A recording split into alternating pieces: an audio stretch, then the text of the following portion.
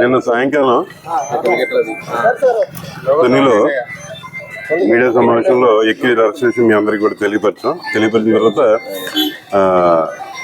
ఆయనకి medical examination జరిగిన తర్వాత మళ్ళీ పోలీసు మీద తీసుకుని వచ్చాం. రికార్డు అంతా తయారైన తర్వాత అరెస్ట్ ఇంటిమేషన్ అది ఇచ్చిన తర్వాత కోర్టుకి ఎస్కార్ట్ ఇచ్చి కోర్టుకి పంపించాం. కోర్టు వారికి కూడా రిక్వెస్ట్ చేసాం, కొద్దిగా లేట్ అయింది రిమాండ్ తీసుకుని, ఎందుకంటే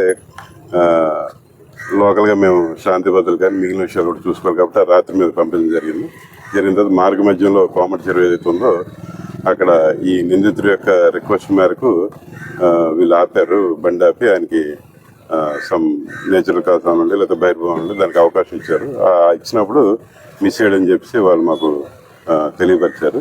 మరి ఆయన పారిపోయాడా ఎటువైపు వెళ్ళి ఏంటంటే వాళ్ళు ఆ చీకట్లో అయితే గమనించలేదు, శబ్దం అయితే వచ్చిందని చెరువులో అన్నారు. కాబట్టి మ్యాగ్జిన్ చెరువు అని చెప్పేసి వెంటనే నేను మన అతని రూరల్ సీఏ గారు టౌన్ సీఏ గారు వచ్చి ఏరియా అంతా కూడా పరిశీలించడం జరిగింది. అలాగే ఫైర్ సర్వీస్ వారికి కూడా ఆ టైంలో మనం ఇన్ఫర్మేషన్ ఇచ్చాం, వారు కూడా వచ్చారు. కానీ ఆ టైంలో పూర్తి స్థాయిలో ఆ వాతావరణానికి అనుకూలించుకో వాళ్ళైతే చేయలేదు. అంటే అప్పుడు ఇంకా పూర్తిగా చెరువులోనా లేకపోతే చుట్టుపక్కల ఎక్కడ ప్రాంతం నుంచి కన్ఫర్మ్ కూడా కాలేదు మాకు. ఇప్పుడు ఉదయం వచ్చిన తర్వాత ఈ గజెత్తగాలు రావడం వీళ్ళంతా కూడా ఈ సెర్చ్ ఆపరేషన్స్లో బాడీ ట్రేస్ అవడంతో దానికి రాత్రి వాళ్ళు ఏదైతే శబ్దం వచ్చిందని చెప్పారో దీనికి కూడా కరెక్ట్ అని చెప్పి ఇప్పుడు అనిపిస్తుంది.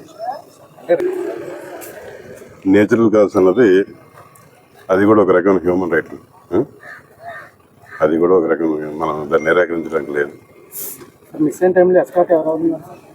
స్టాఫ్ ఉన్నారు, తుని రూరల్ స్టాఫ్.